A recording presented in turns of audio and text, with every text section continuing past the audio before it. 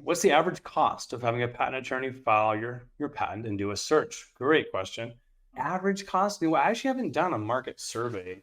I'll just tell you some of our fees. Okay. So for a patentability search with a legal opinion and patent application, all said and done, you're looking at about 10 grand. Okay.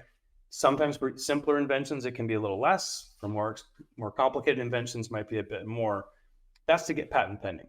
The search cannot be skipped, especially if you're inventing in an area that you're familiar with or unfamiliar with.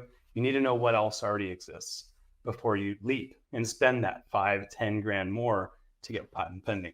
There are lots of other services out there, and I encourage you to go shop around, check with other firms, make sure it's a good fit. Most clients that like working with us, they enjoy the fact that we're right there with you. We're educating you along the way. You're not going to miss anything in terms of communication. We're on the ball. We're fully virtual. We're fresh look. It's not old, stodgy, right? In person, brick and mortar, where you're stuck in waiting rooms or parking lots trying to meet with an attorney. We meet you where you're at.